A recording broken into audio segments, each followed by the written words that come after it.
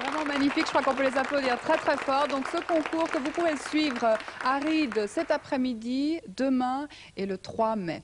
Alors nous allons changer de sujet, nous allons parler photo avec Pierre-Dominique Chardonnance qui est directeur du CEP à Yverdon. Alors d'abord, qu'est-ce que c'est que le CEP exactement ?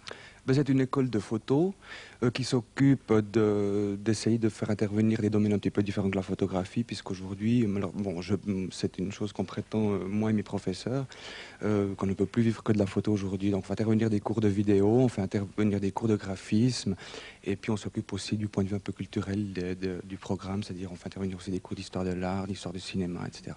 Alors vous avez une galerie au CEP et vous exposez en ce moment les magnifiques photos de Pierre Terrasson. Et cette exposition s'appelle Les étoiles de Pierre Terrasson. Et cette exposition aura lieu jusqu'au 29 mai, donc à Yverdon.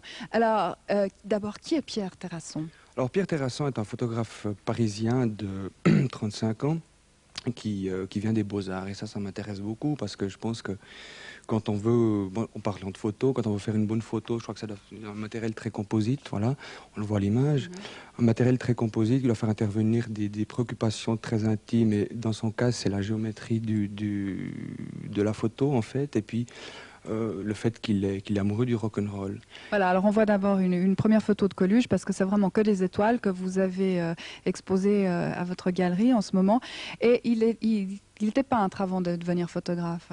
Peintre, sculpteur, il a fait beaucoup de mosaïques, il a fait de nombreuses expositions en France, autour de Paris. Il habite Aubervilliers, ça c'est aussi une chose qui me plaît bien parce que le rock'n'roll, ou le hard rock plutôt, puisque c'est ce qui l'intéresse, c'est son registre, est un domaine où les acteurs, enfin les musiciens, mettent en scène un univers qui est un petit peu particulier. Et lui partage cet univers tous les jours.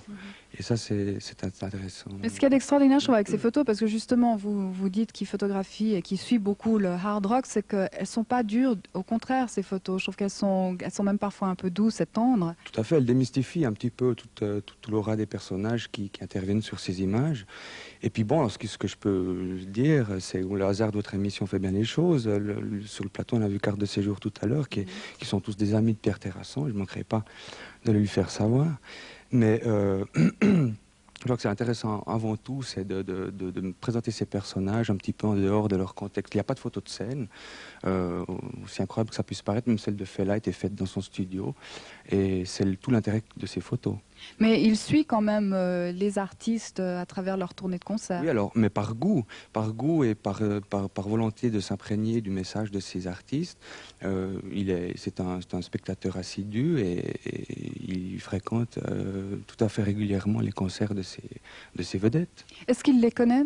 Il les connaît très bien pour la plupart. Il est particulièrement ami avec les représentants français du rock'n'roll ou du hard rock.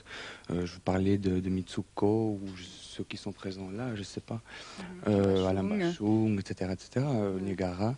Et il y a toujours d'excellentes relations avec eux. Niagara, du reste, qui était sur le plateau de Midi Public en début de semaine. Alors, vous sélectionnez les photos, les artistes que vous exposez dans votre galerie. Pourquoi avoir choisir Pierre Terrasson et pourquoi l'exposer dans une école ? Bon, c'était une gageure aussi, parce que en fait, Yverdon, on a décidé que l'école de photo se passait ici à Yverdon, mais c'était une gageure de faire intervenir quand même un personnage de la carrure de Terrasson en dehors de son contexte, je veux dire, parisien. Et ma prérogative de directeur de galerie est quand même de faire intervenir des gens qui me plaisent. J'ai rencontré Pierre l'été passé en Arles et on s'est mis d'accord. 2 voyages à Paris m'ont permis d'organiser cette exposition. Alors c'est un instrument pédagogique pour vous. Absolument. Donc on a une galerie dans les murs de l'école qui vernit assez régulièrement, tous les mois et demi, une exposition.